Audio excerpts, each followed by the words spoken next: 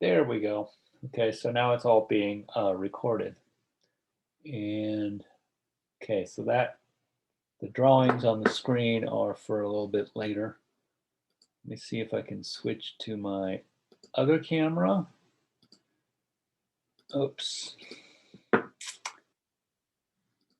And can't turn into a cat, but the background goes with my headgear.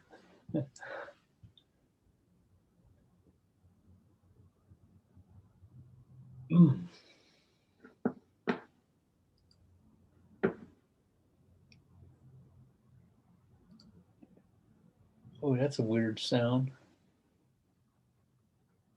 That must be the Wi-Fi talking to itself. That's bizarre. Hello, Richard. Good evening. And we'll wait a little bit for Jawad. He's very good about it. And so if he doesn't connect, there's something broken between here and the other side of the world. Although I guess the wires could go two directions, so that's good.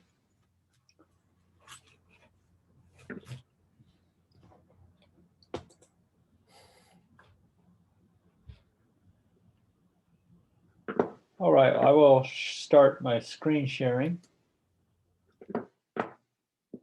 Right there. And shrink that. There we go.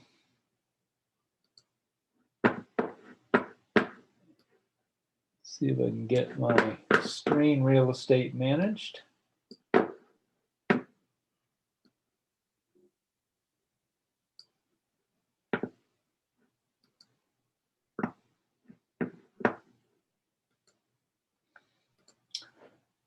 Good evening, Jawad.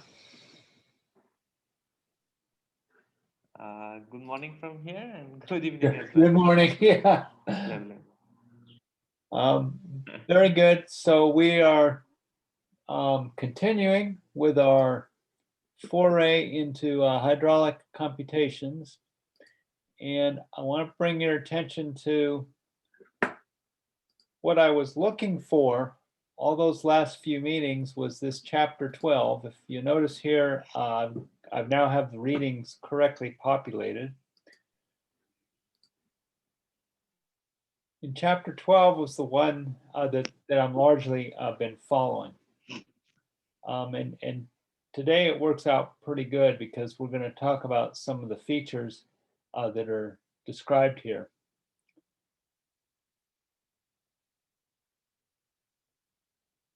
We've gone through a lot of this governing equation stuff already.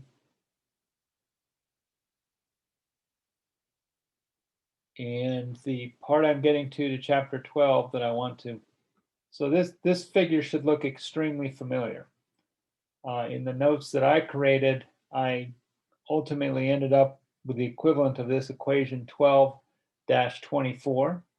That's not a surprise given that this was largely the reference book I was using when we did those development.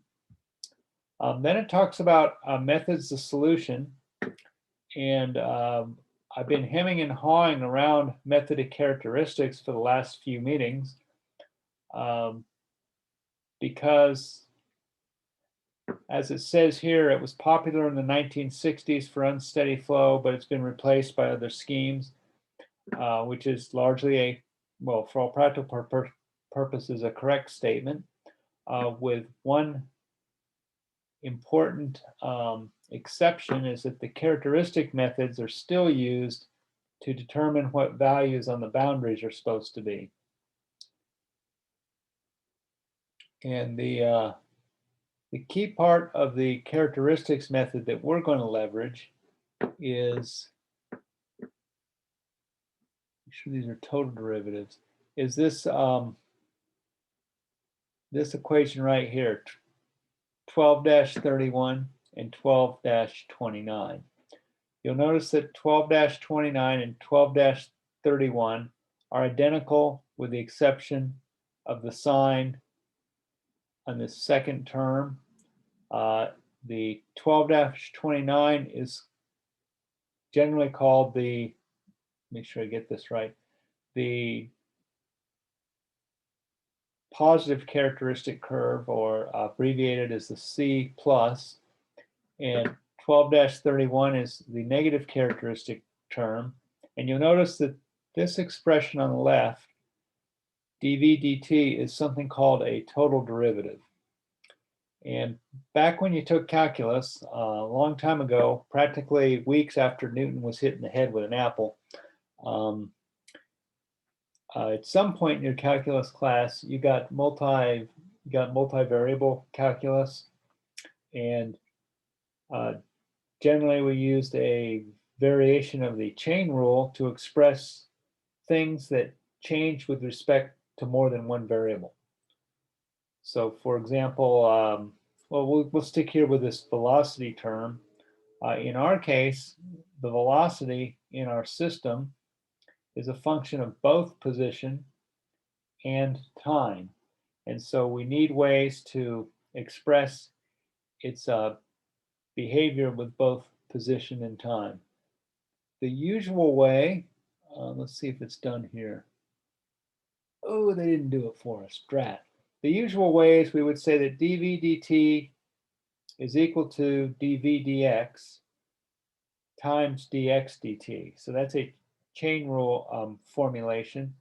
And keep in mind that in our case, dx dt is a local velocity, and then the change of velocity with position is just some other function.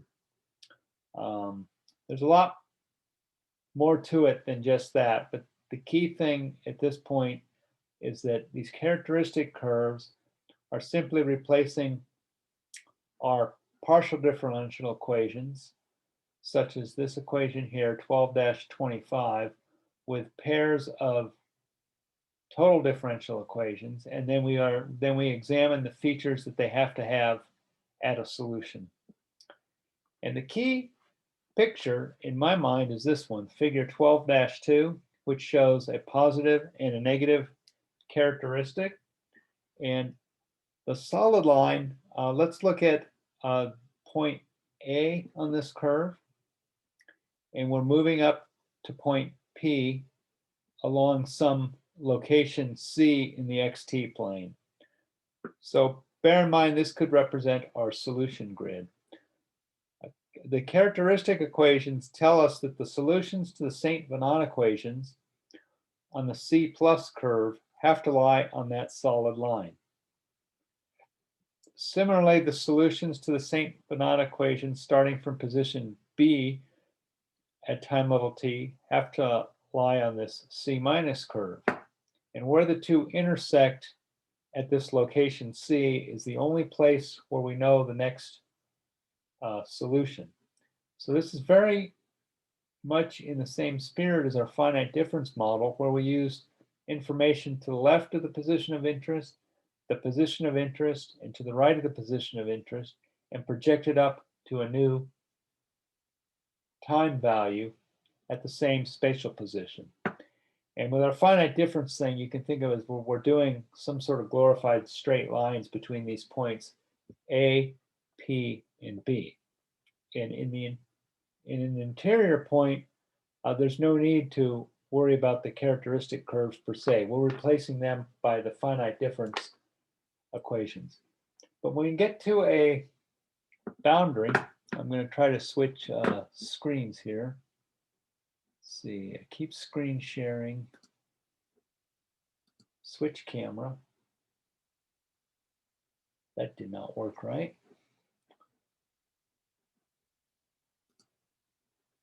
Turn off my virtual background. There we go. So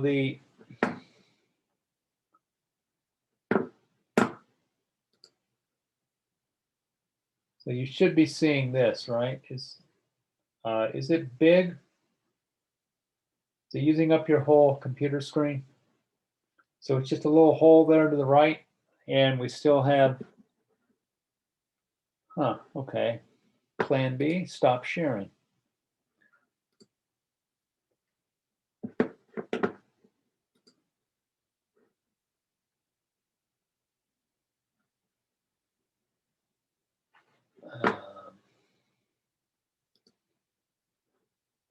Somebody speak, please. I'm not sure I have audio right now. You're okay. Okay, cool. Yeah, yeah. While I have you on the phone here, do you see this piece of paper with some vertical lines on it, labeled left, right, and then arbitrary? Yes. Yes. Is that taking up the whole screen, or is it just a little subset? It's just a subset. Okay, I'll have to try to draw big and slow then. I'm seeing the whole screen. You're seeing the entire screen, which is my Yes. Yes, the whole screen right now. The left, right, and the arbitrary. Okay, cool. Then I have, I'm fussing a little bit with real estate. Okay, so what we have now is, if we were to refer back to the page 16 of the reference I was referring to, if we look in the arbitrary space, we have some point here, which they've labeled as point C, but it could be X7 for all we know. And then at a particular time level, T, and we'll stipulate that everything is known here. And we're trying to project values to T plus delta T. And we have our, I'm actually going to replace that with X sub I minus 1, X sub I plus 1 to be consistent with our spatial naming scheme that we've been using in our examples. So here we have these 3 points where everything is known, and we're interested in what's going on up at that point X sub I at time level T plus delta T. And our finite difference scheme, our lax scheme, makes projections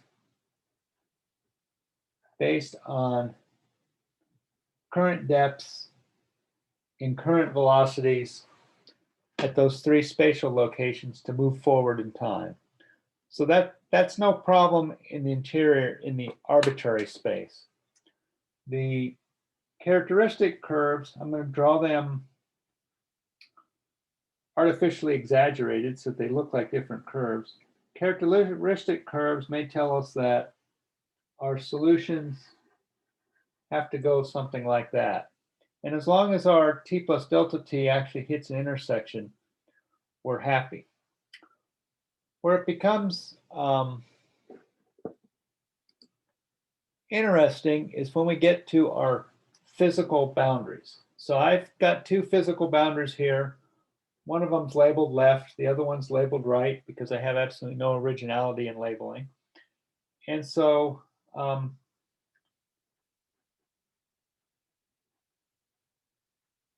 the interior is where we have written our equations for.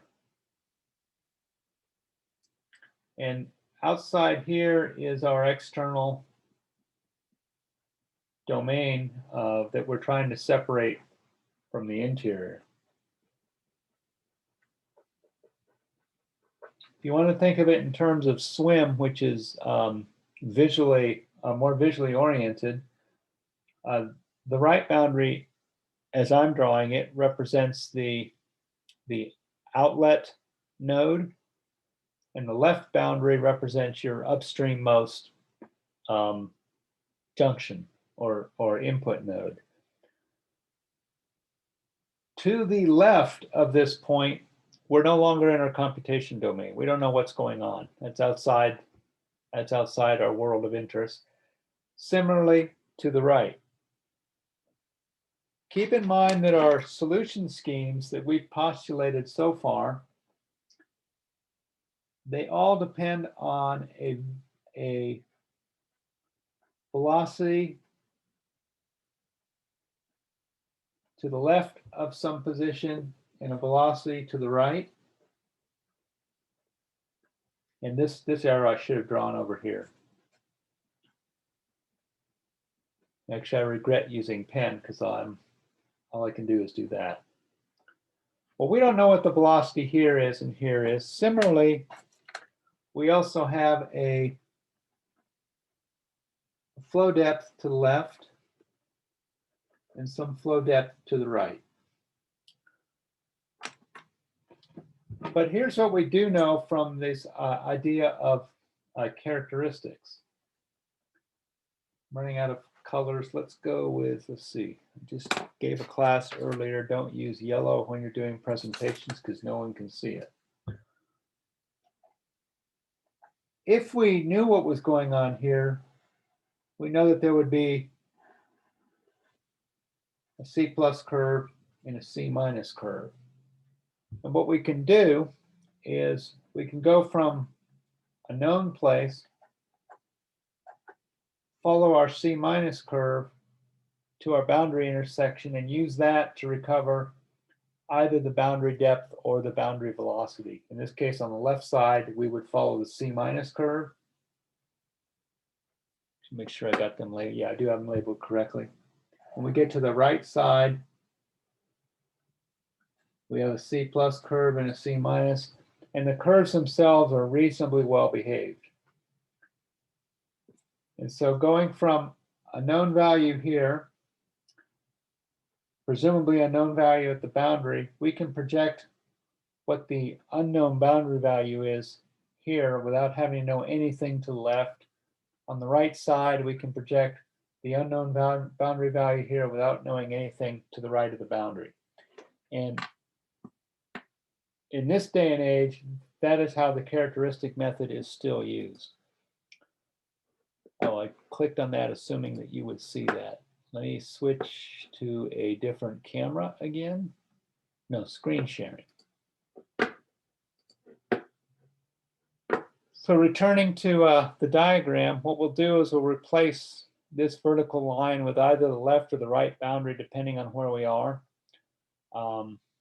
Doing some of the calculus that's mentioned in this book, it shows us integrating the C plus and C minus curve and ultimately coming up with the following requirements: that the velocity at the projection point P minus the velocity at the known point A plus gravity over celerity at the known point A times the quantity depth at P minus depth at A is equal to G S0 minus S sub F at A delta T.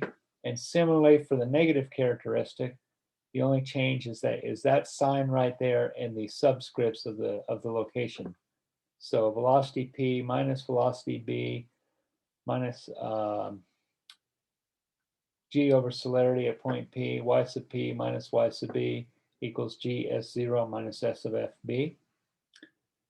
And where the points P, A, and B referred to the grid points is shown up here in figure 12-2.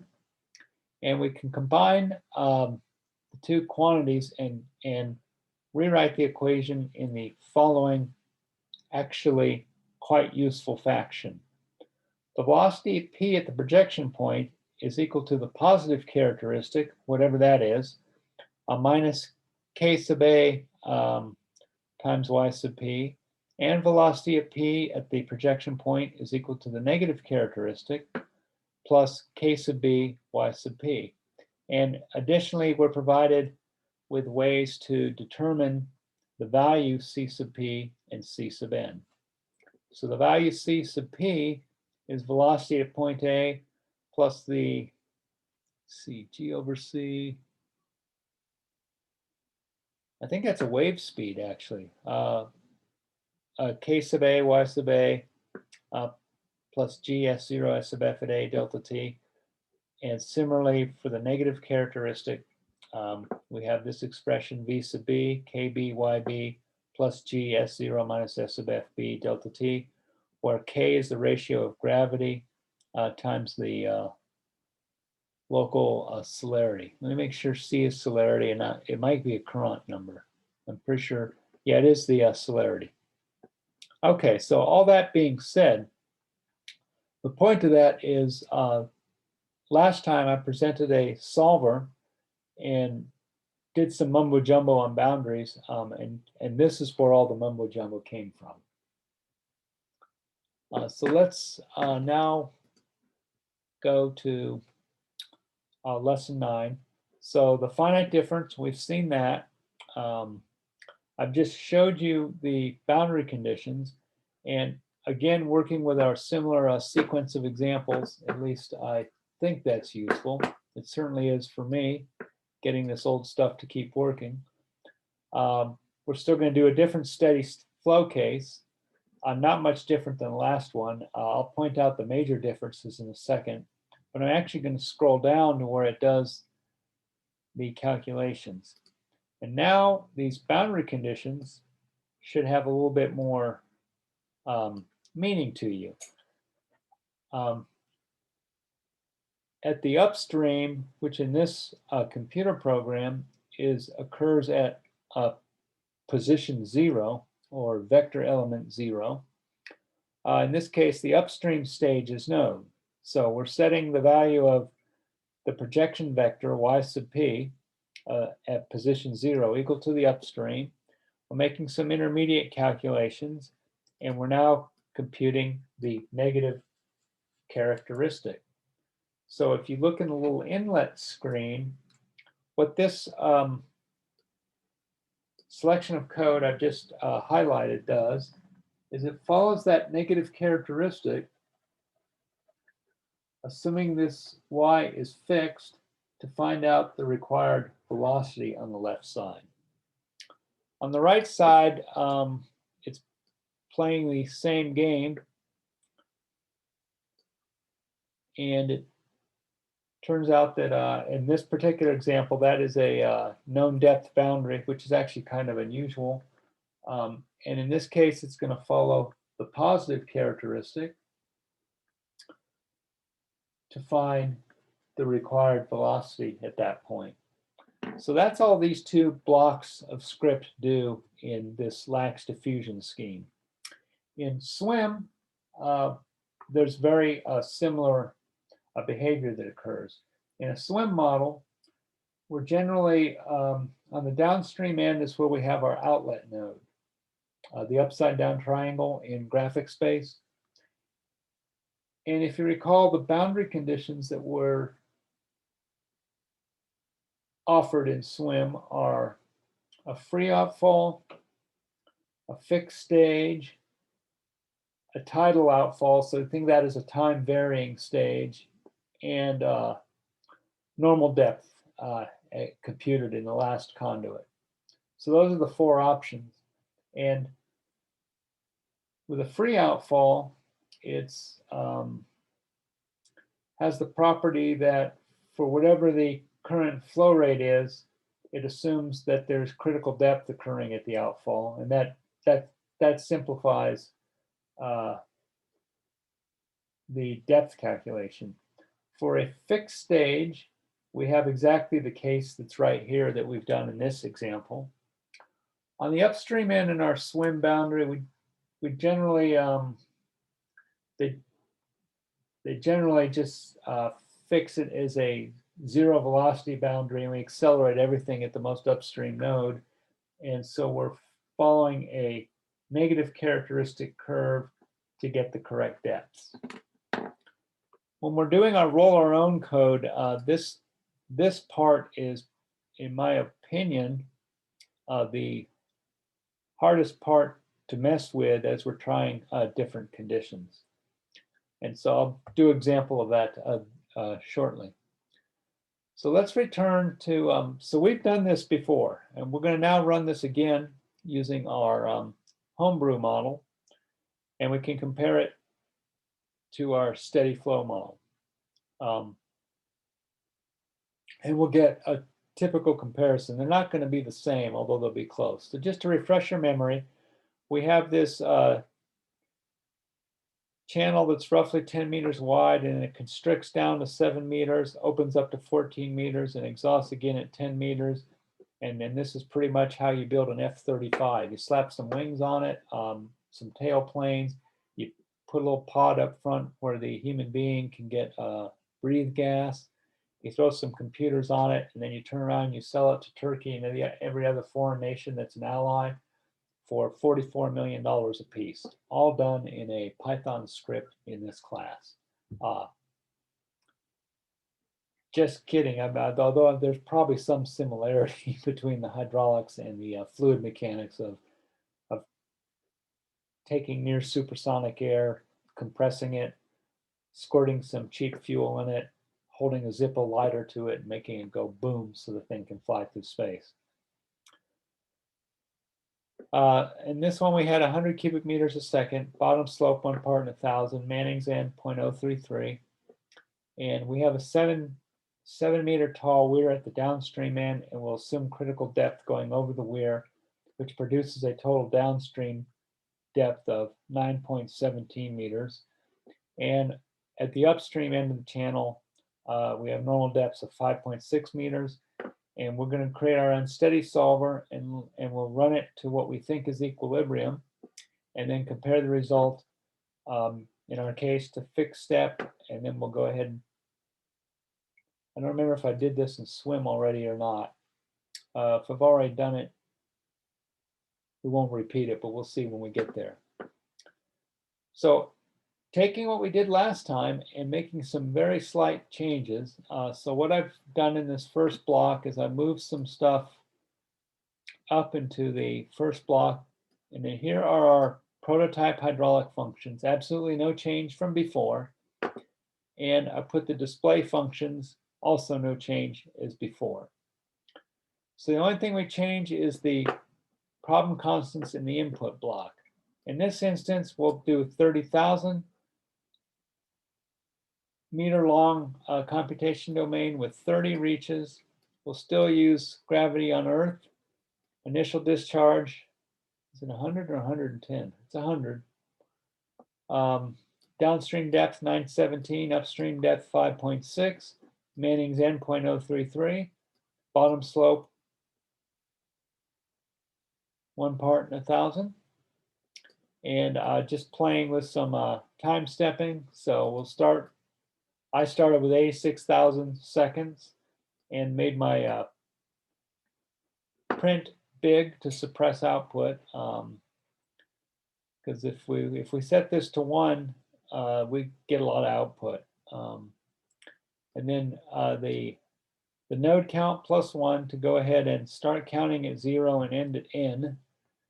Manning's n squared. And now we're changing our script from last time to allow for the bottom width to change with position. So this is how something like swim or HEC-RAS incorporates geometric change. We replace that one bottom slope term, which we assume applied to the whole thing. Now we just apply it to one computational cell at a time. Similarly, the side slope vector represents the side slopes of a trapezoidal channel. In our case, it's a rectangular channel, so they're all 0. And here is the bottom widths. Starting at 10 on the left edge, pinching down to oh,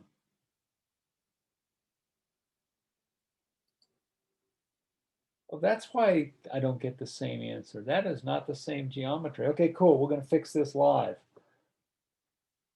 10, 9, 8, 7, 8, 9.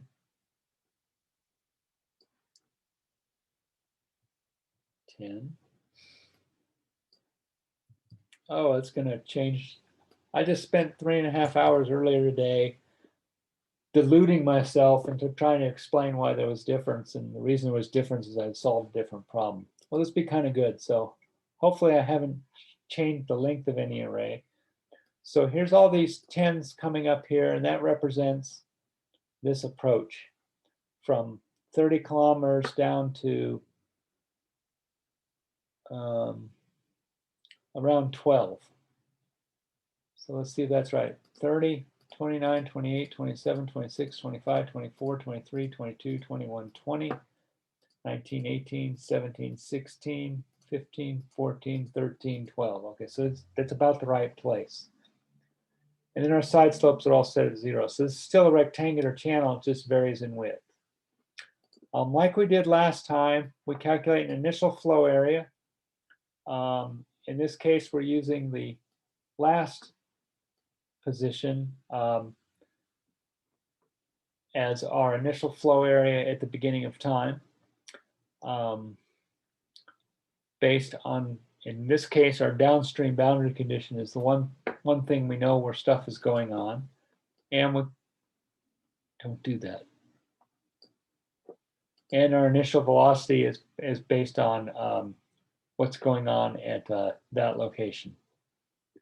Then, like before, we populate depth, projected depth, velocity, projected velocity, a couple of other temporary vectors. We just fill them with zeros, make them the right size.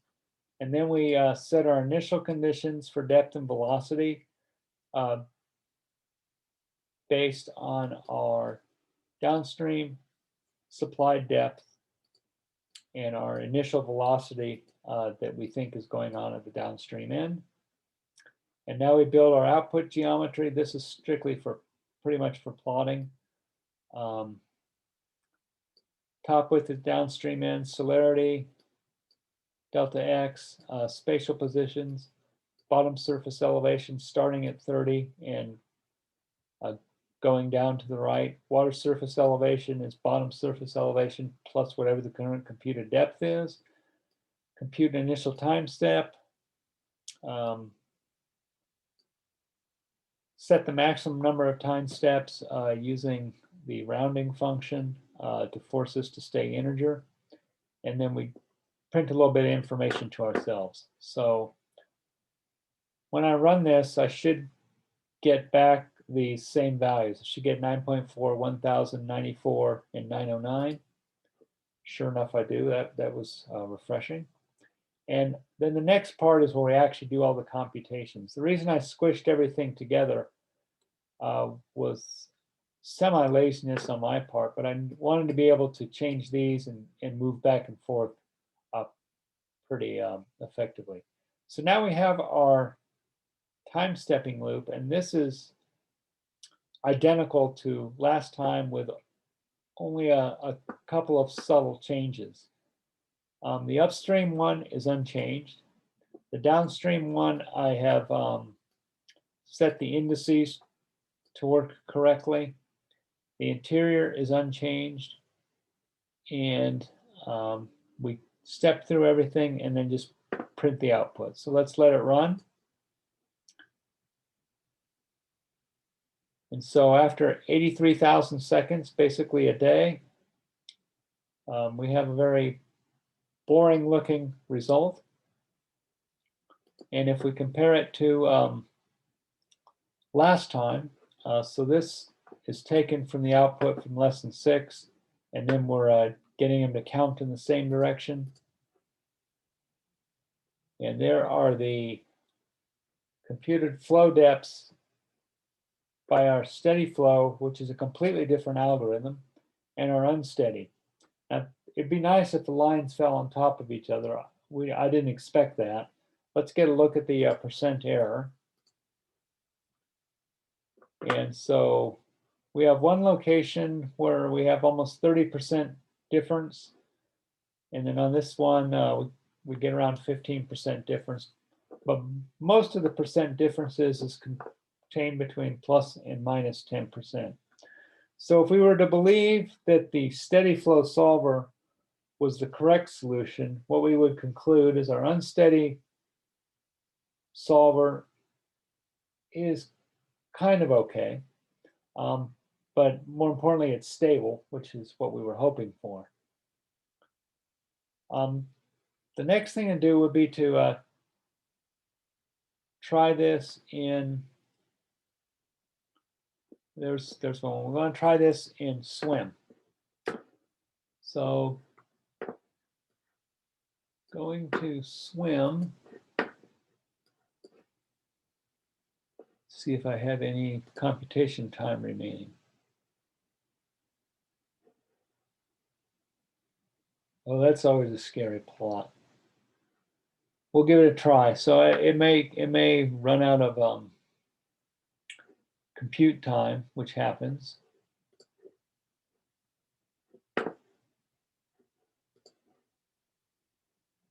Oh, but my swim instance is actually in a different place, so we may be okay.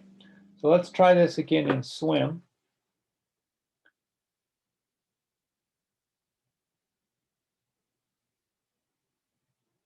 And I am aware we're still doing steady flow, but this is the last steady flow, and then we'll move into a real unsteady. Okay, I got a good spinning beach ball.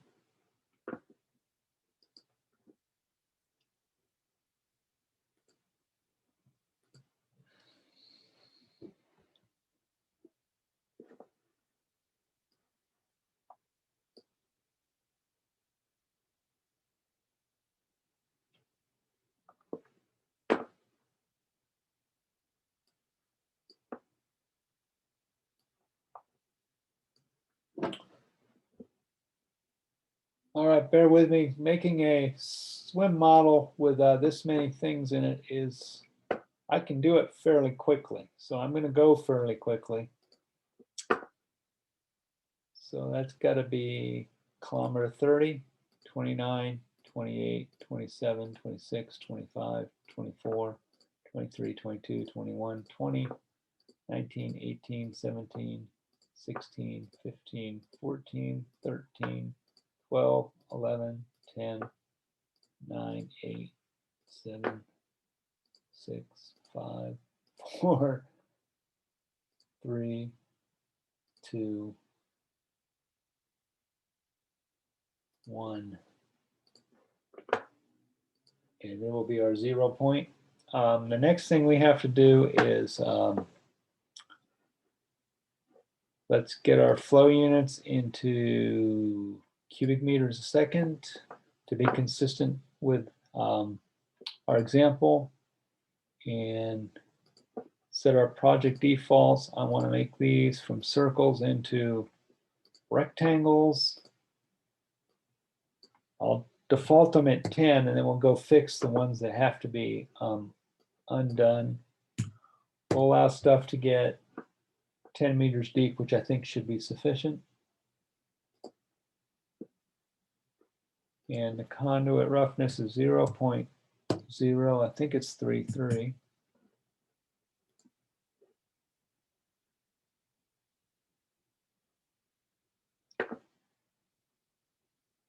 Yep. Where'd it go? Oh, I'm going to be angry if I just... Good, I don't have to be angry. And now we will join everything with links. So I'm practicing for my second career, working in commercial food service, clicking on pictures of food products for our customers, and remembering to say, would you like fries with that, sir? There was a time when that actually was kind of funny, maybe not so much anymore.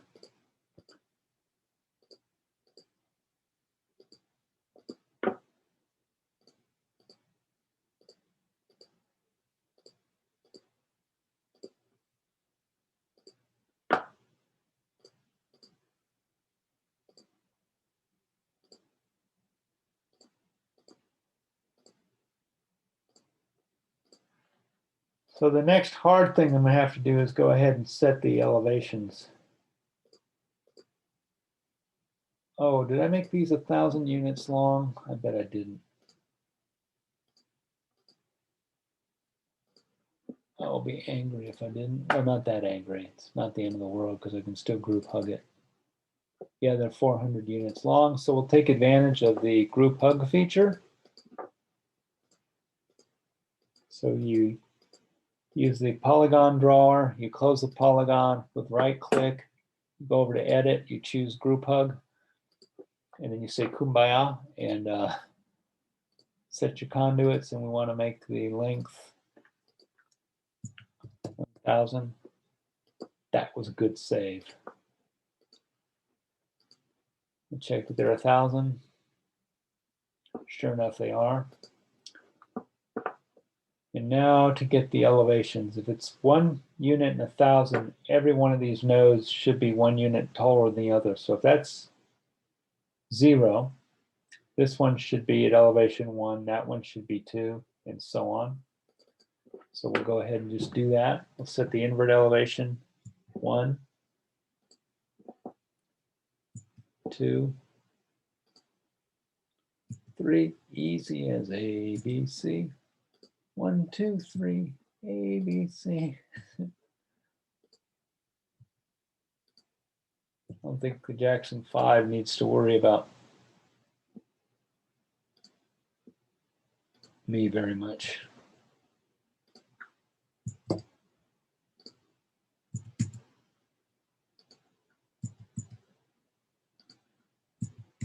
So arguably, this is, to me, more of a pain in the neck than doing it in our home-built program.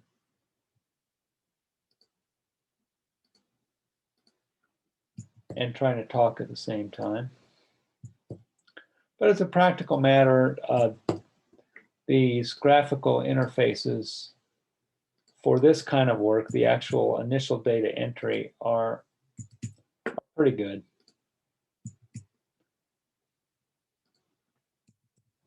Bearing in mind that in a real problem,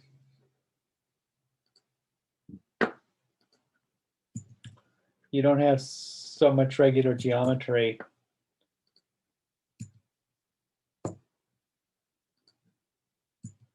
I'm going to have to go ahead and run a profile because I can't help but think I missed something somewhere. So if I've done that right, I should have all of my elevations set. Let's go ahead and start there, end there, find path, press the okie dokie. Oh, cool. I usually mess up. Leave a corner of this so I don't have to redo it. We'll background it. Okay, so we've set the elevations. The downstream end, we're going to go ahead and set it as a fixed elevation, and we're going to fix it at 9.17. So that's our downstream pool elevation. Upstream end, we're simply going to put an inflow of yes, and it is 100 cubic meters per second. At this point, I want to save it. Ask me for a file name. This will be example 2.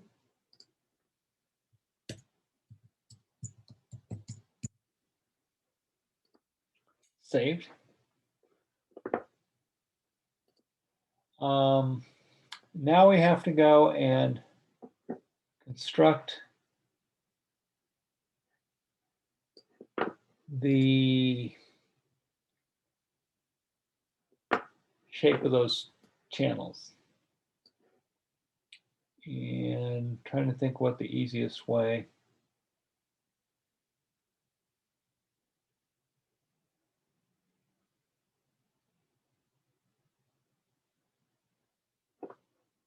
Yeah, I think that'll be the easiest way. So the first 3 are 10.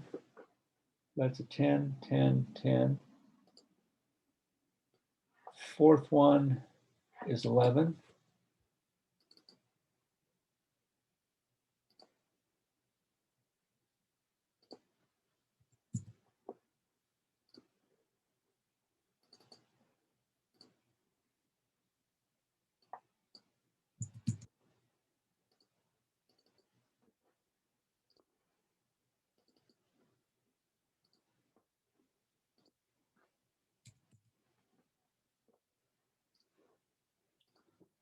So here's where the going is getting kind of slow. 14. I think 14 is my biggest number. Yeah, then it goes back down.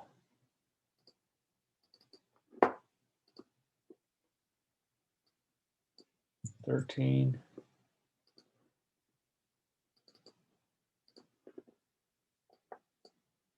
12.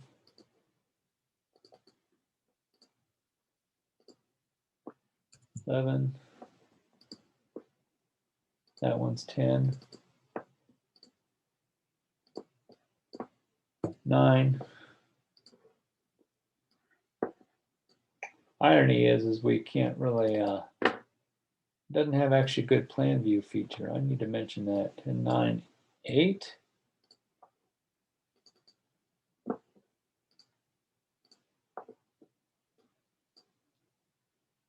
7.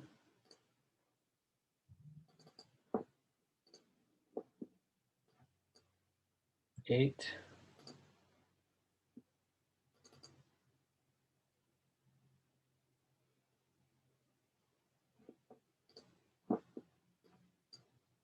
9.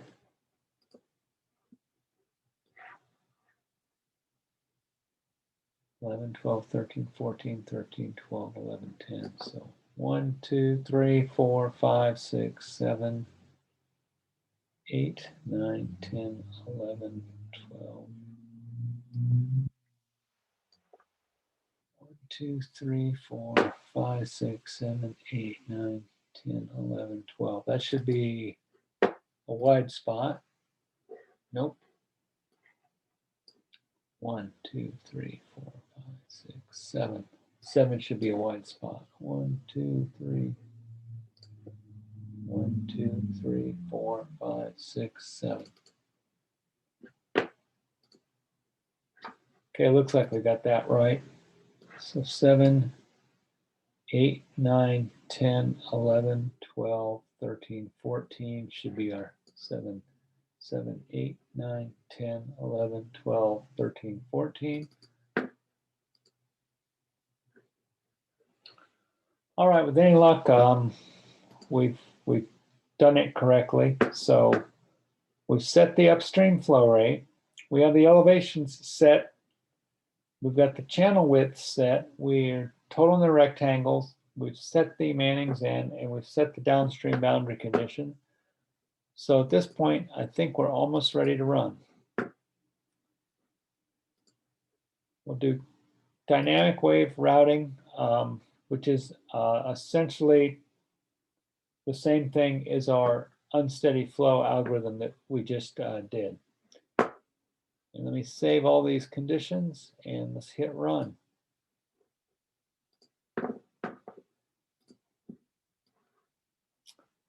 Okay, so that looks initially pretty terrible, but remember what's going on here is it has, it's only had 15 minutes of runtime, and there's no way it's near equilibrium yet.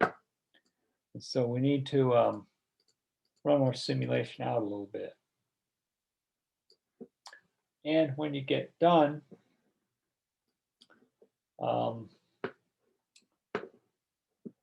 very faithful to the steady flow solver, more faithful than our homebrew one, which I would expect because it's a little bit more sophisticated than a lax diffusion scheme.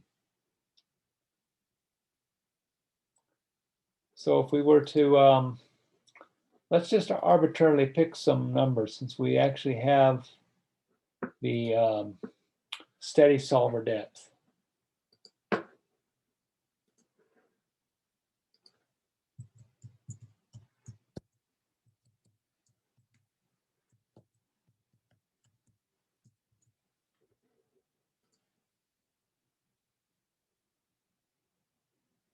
Depth steady solver helps if I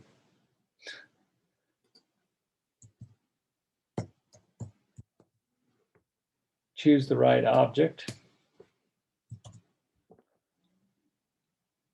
So we'll look, the downstream end is fixed. That should agree with, let's look at these first two nodes upstream. So 845 and 781, and then we'll go all the way to the most upstream end. So let's look at what they come out in our swim model. So in our swim model, we want tabular information by variable, and we want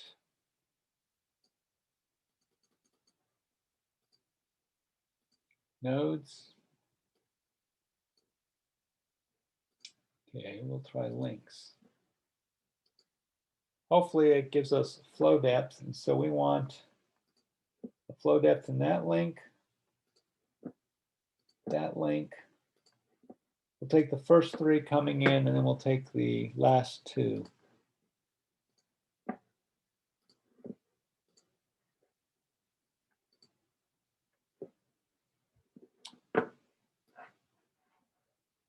So our steady flow model was 8.45. With swim, once we got to our equilibrium, it was 8.81. Our next one was 7.81. Swim was 8.11. Our next one was 7.20. Swim is 7.49. And then going to the other end, our second to last is 5.502. Swim is 5.50. And next one, 5.502, 5.49. So with the exception of what's going on really close to the downstream end, these are essentially producing these same results. If we look at our unsteady solver, we'll compare it to swim. Ours 9.17. The next one is 8.89, and we're almost identical to swim with 8.81.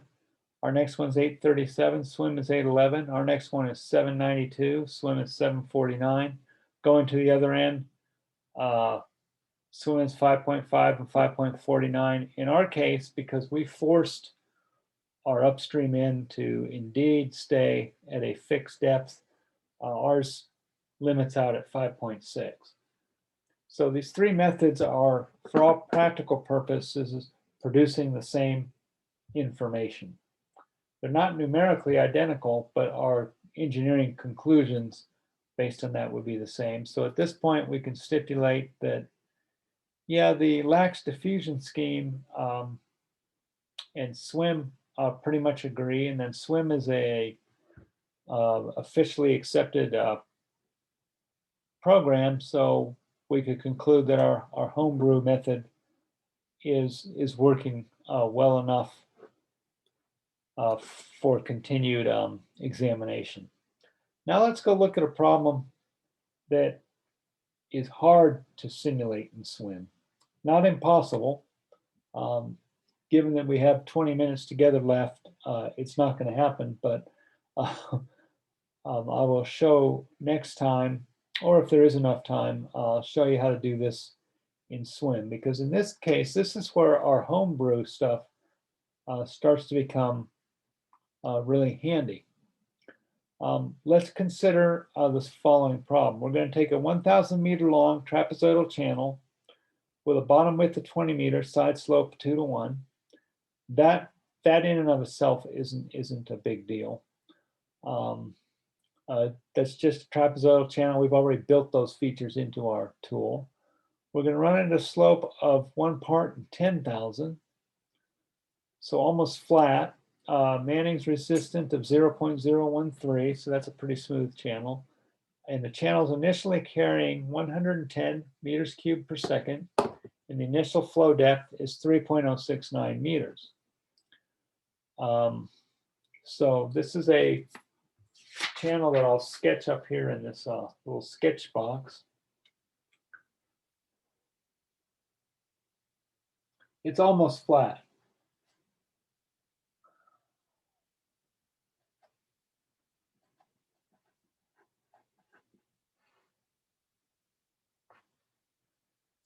And at the upstream end of the channel, we have some reservoir. And so the water's flowing here, and the initial conditions we're given is that the depth here and the depth at this end are the same.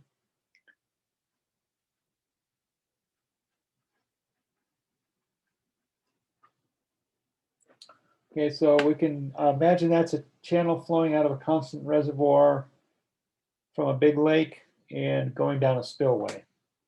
And then it says, simulate the flow at every 100 meters. So 0, 100, 200, all the way out to 1,000 when a downstream gate is closed. Now let's mentally ignore the dimensions of a 20-meter wide channel that's like at least 4 meters deep, and we're going to suddenly block the flow down here. So let me suggest how you might do that. So first we'll build this in a mountainous region. And then inside the mountain, we will contact our friends in North Korea and get one of their little things that make mountains go away, and we'll put it in the mountain, and then we'll touch it off. It goes boom, makes our mushroom cloud, and all the rocks of the mountain come flying down here, and they fill this up really fast, like in an instant. Okay, so that is the a fairly facetious way of how you might have constant flow in a channel suddenly stopped. The other extreme of that is where the channel is not moving at all, and we blow all these rocks out and it suddenly accelerates. That's a different problem, which we'll save for later. Okay, so what we're really interested in is the computational hydraulics involved. So when I simulate the flow and depth at every 100 meters, when somehow the flow is stopped at time 0, and then we'll produce a graph. Oh, I didn't produce velocity, but we'll figure out how to do that in a second. Graph of depth and velocity versus location at times 0, 60, and 360 seconds. And the example is identical to the example on page 623 in chapter 12 that I showed at the beginning of today's discussion. So again, taking our prior script and making some minor changes. In this case, we changed the total computation length, the number of reaches, although I think that probably should be an 11. Gravity is unchanged, 110 discharge. We set our upstream, downstream depths, Manning's end, longitudinal slope. We'll set our maximum simulation time initially to 6,000 seconds. It's asking us for 0, 1 minute, and 6 minutes. And it's going to calculate the time steps based on the largest delta t that we can use. We'll create our storage vectors. We'll put in our geometry. In this case, I didn't bother to change the code back to a constant channel geometry. We'll just use the inputs that we've already built. Initial velocity, initial flow area, create our velocity vectors, populate our vectors, make our initial guess at delta x, which is correct. It's 100 meters, which is what we're asked for. I think I should probably adjust this thing because there's no reason for that to be a 30, but we'll leave it be for the time being. Water surface elevation, the time step, everything here is the same. Run the script and it says that looks like we have to take 15-second time steps to begin with, and all those are going to do is get shorter as the solution progresses. For the conditions we provided, there'll be 379 iterations at 15 seconds apiece, so we should be able to recover most of the times of interest. And then played a little bit with, let's get it to plot things at the beginning and then as the solution progresses. And now you'll notice our right boundary condition, that's all zeroed out, and it's replaced with the reflection boundary where we're setting the downstream velocity to 0 at time 0. So there we're forcing the velocity. It's going to calculate the projected depth along that boundary using the characteristic curve. And then the interior nodes are unchanged. And finally, we'll print things out. So let me run it and hope it works. Okay, so here we are And I also took some liberties with the printing because we've built our own print function. It's still running, but it stopped. There's our bottom elevation, and here's our water surface at the beginning. So not very interesting there. And then all of a sudden, 145 seconds after our fearless leader, Kim Il-jong, blows up his mountain, we start to have this wave propagating back upstream. And then at 300 seconds, the water surface is piling. You see all this apparent oscillation. That's to be expected because this is a wave equation, and it does not have a lot of damping in it. And so it takes it a while to get to what's going to pass as a equilibrium solution. And we're not at equilibrium anywhere near yet. So let me make a slight change, and we'll print more frequently that so we can actually watch the waves propagate. This is going to come at a big price, but said do it up to 600 seconds. So we'll go ahead and we'll do 600 seconds. We'll print roughly every 15 seconds. It can work. Every 4 is going to be 150. Yeah, that's not going to be too many.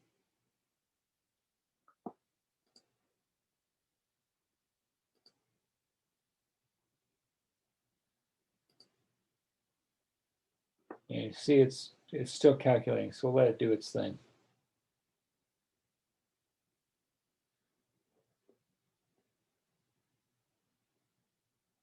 All right, here we are, 15 seconds, our first time step.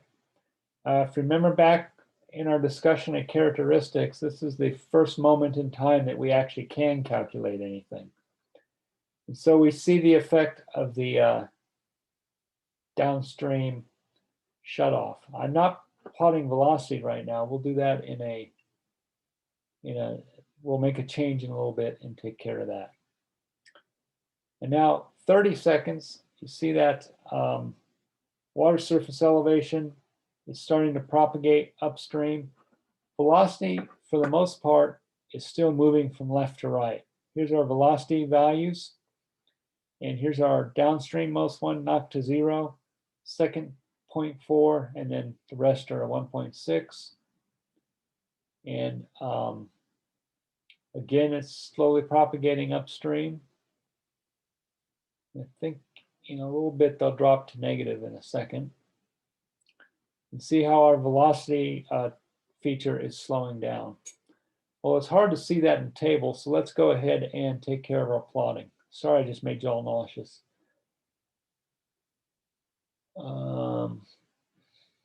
Let's take our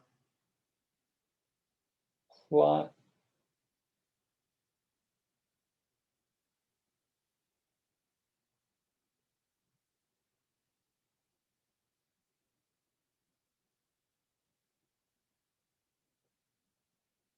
Oh,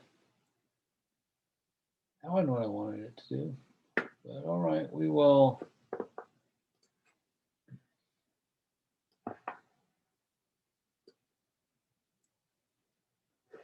See if we can't break everything.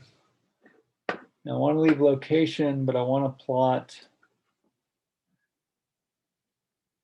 depth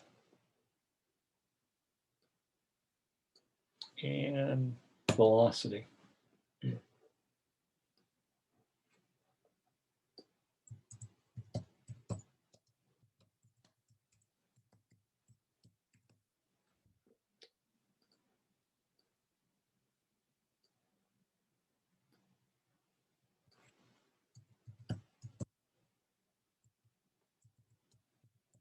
I think depth is going to come out in brown. And velocity will be in blue. I might have that backwards. And again, as the analyst, you have choice over all that up here when we make our plot to line prototype functions. Let's reload everything so that we don't get surprises.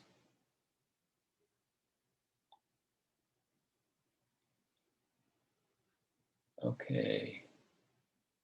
Depth is brown, velocity is blue. Okay, that looks correct. Look what the velocity is doing at our downstream end. It was knocked, it'll be knocked to 0.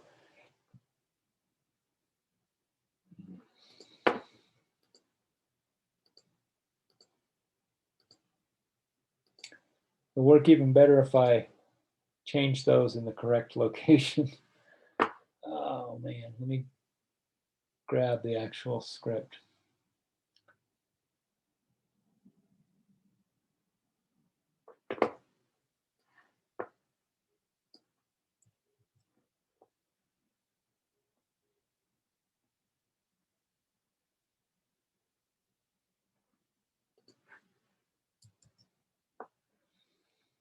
Depth is brown, velocity is blue. I want it there. And we have that part where it prints.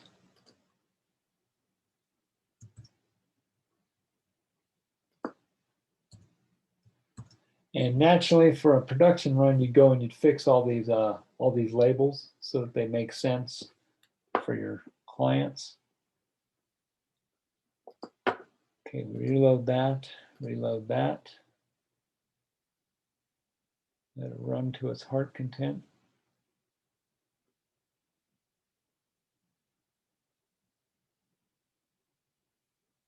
So if you haven't started with your Jupyter stuff, what I'm doing right now, you notice how I'm waiting for it to come up with this idle thing, because I've discovered that if I start fussing with stuff while it's still running, it'll let you do it, but it tends to break the file.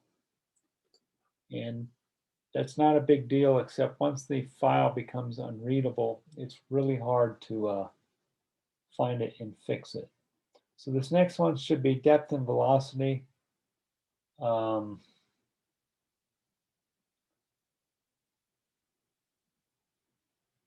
it looks like depth is brown, velocity is blue. Bad color choice, I admit that. And now we get 15 seconds into it. There's our water surface coming back. And notice our velocity has dropped down here to 0. Our flow depth at that end has increased because all that water that was leaving the computation domain now can't leave. So the only place it can go is up, get deeper. And the effect of that 0 velocity is now starting to propagate back upstream, more upstream, more upstream, and hopefully I've run this long enough that we get to the other end. So what happens at this end when it hits that reservoir is it bounces and we'll start getting negative velocities, but only if I've run it long enough. Oh, I don't think I ran it long enough to get to the negative velocities.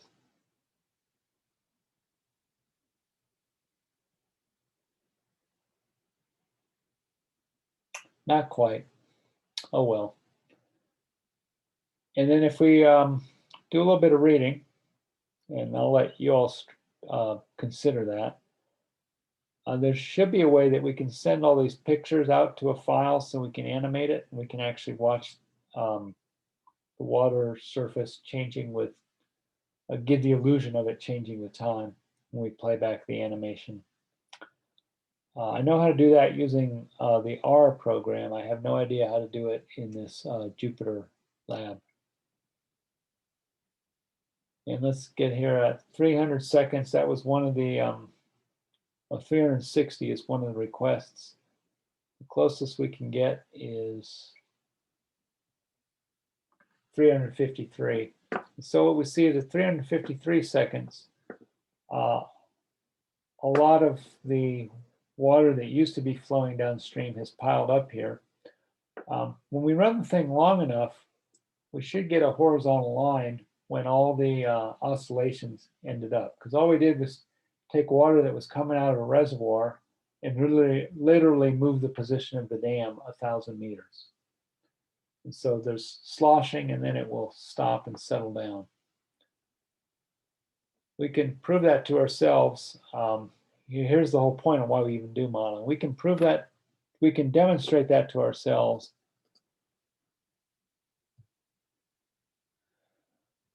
Do 86,000. We'll print every. So I scripted it so it always does an initial condition and just before it ends. And see, that's 54,000 time steps.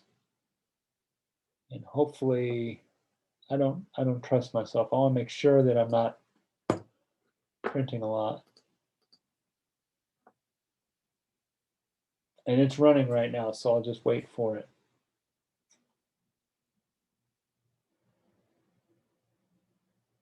And sure enough, we get this flat surface. And if we look at the velocity at that point, everything is stopped,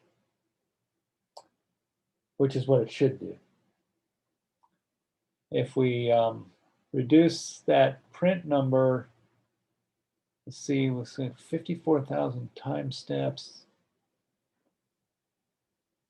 Professional programs, that's why they have the little sliders, because then you don't have to do this stuff. We'll see what that does. Hopefully that doesn't print. Oh, that may not have been such a bright number. And we'll go look at it while it's running. So there's our initial condition. And it's 17,000 seconds. We're really close to equilibrium. We can tell that our velocities are almost zero everywhere. And at 35,000 seconds, that's roughly 10 hours. We have equilibrium.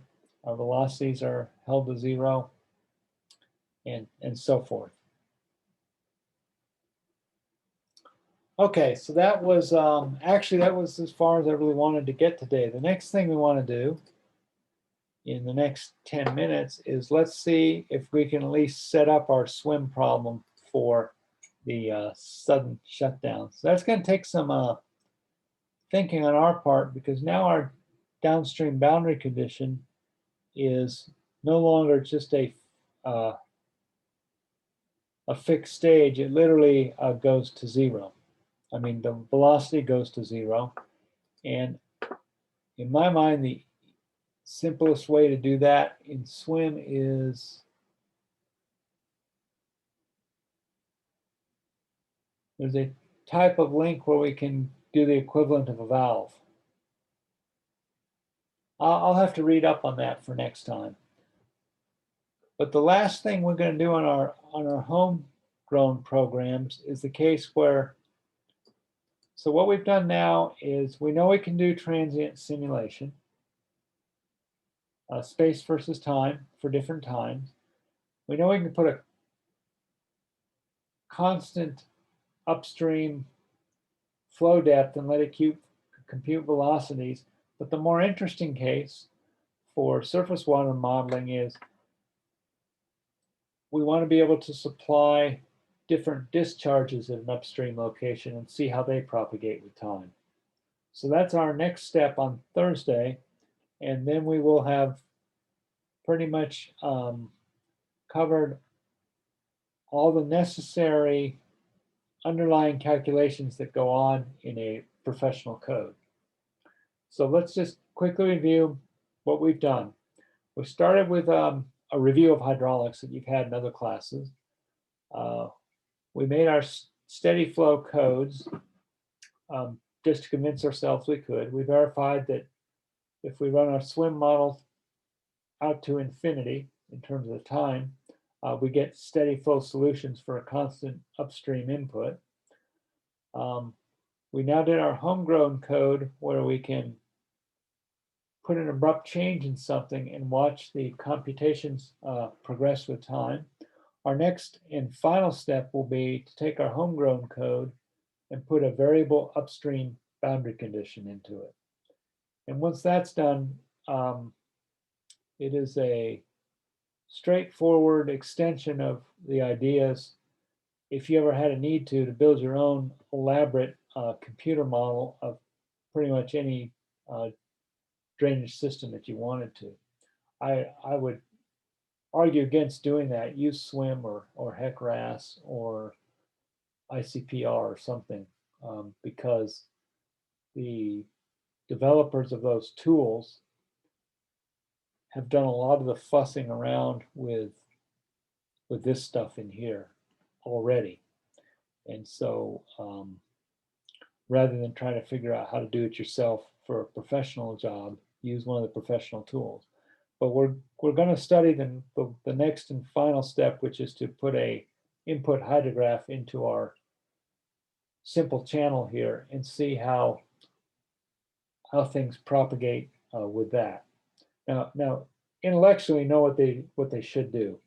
As the input hydrograph flow rate goes up, we would expect the water surface elevation at some location to also go up and then go down and be correlated with the shape of the hydrograph. The interest to us in an engineering design context isn't that it's correlated with the shape of the hydrograph, we already know that, but more importantly, we know what the water surface elevation is at a moment in time, and that's how we make decisions of whether, say, a finished floor elevation is high enough so that we don't flood out our structure or not.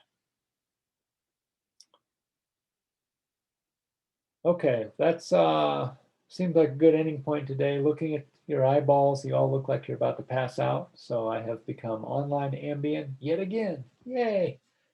Just kidding. In terms of being able to do the homework assignment, all the pieces are here now. Admittedly, you will have to read these scripts and decipher them to some extent. And I am presuming that you are capable of teaching yourselves to do that, which you all are. That's simply a matter of time and perseverance. This particular script here is literally a direct translation of the Fortran script that's in the chapter 12 of that book. So I was not an original script writer of these ones. I literally took theirs and slowly converted it into this computing environment. And only for the reason to have something that you could compare to something in the textbook to be sure it's working as you expect.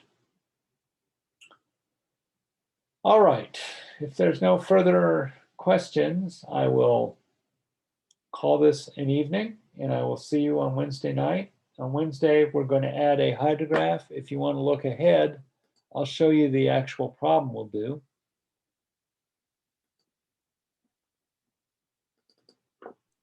It's in. Dr. Cleveland, Yep. when was the homework due again? Just to clarify. I don't think I actually ever set a due date. No. So let me, guess we could do that right now so I don't forget. How do I do this?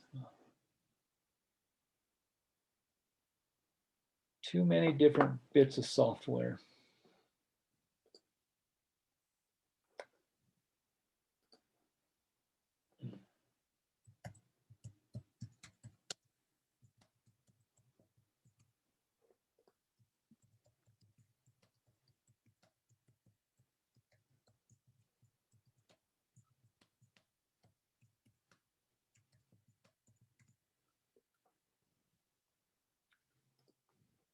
Okay, today's the 22nd.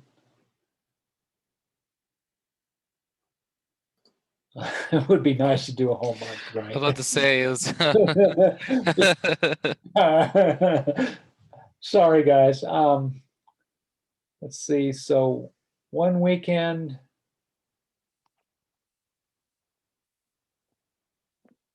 I think it should be this week sometime, but I respect that you might need at least a class meeting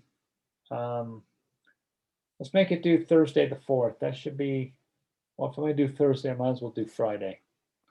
And we can, that gives you 1, 2, 3 class meetings plus a weekend from now to take a look at it and make your attempts at it. Okay.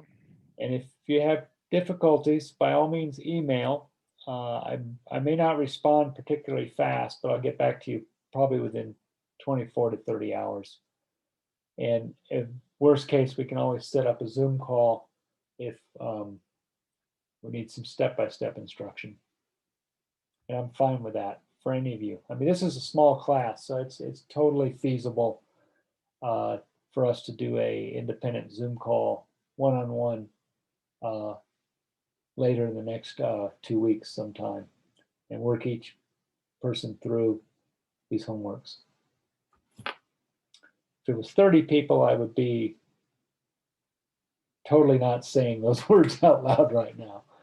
But with 4 of y'all, it's totally feasible. And the main challenge would be with Jawad and myself to be sure that we can get a mutually acceptable time.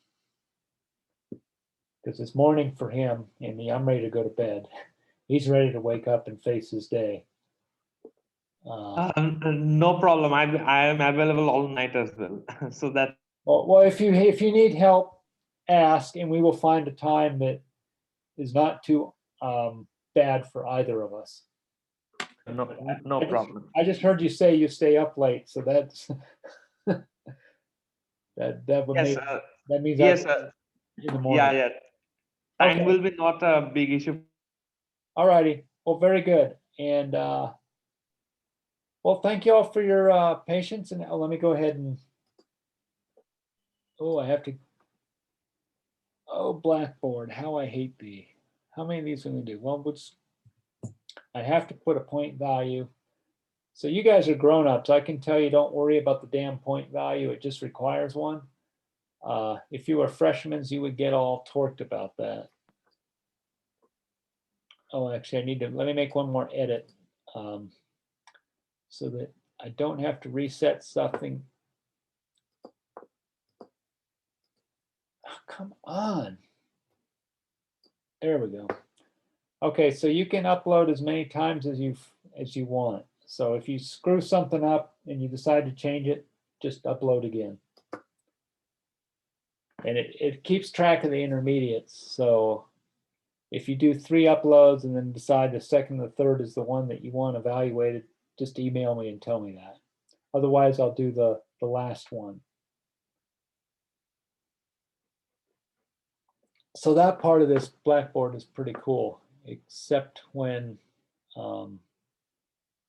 you're freshmen that just come out of high school and you're trying to game the system to make effective use of your time. I don't blame them. I mean, I'm not angry at them. I just wish they could trust me when I say don't worry about the point value. Just be sure you get a submission in on time.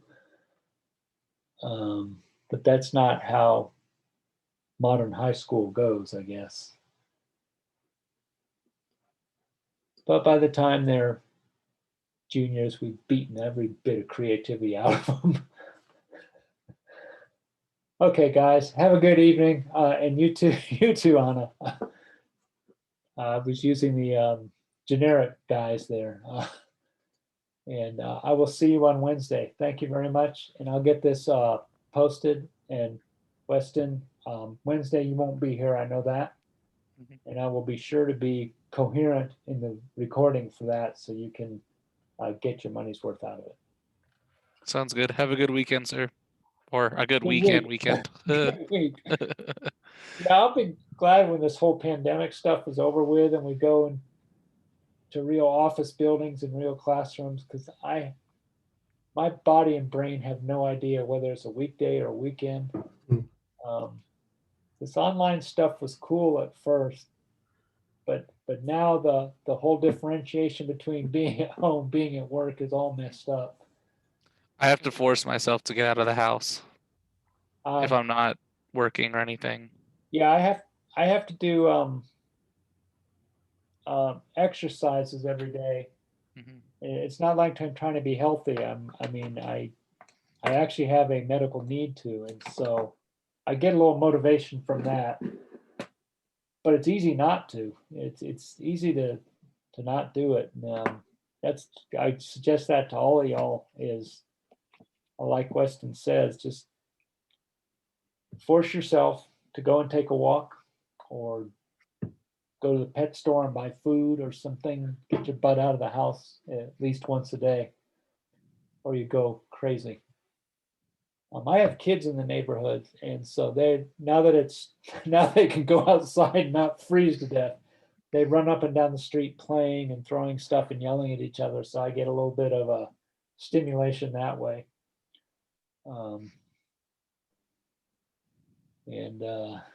Yeah, it'll be good when this is just a bad memory. Have a good night, everybody. Bye-bye. Good night. Thank you, Alrighty. Dr. Cleveland. Thank you.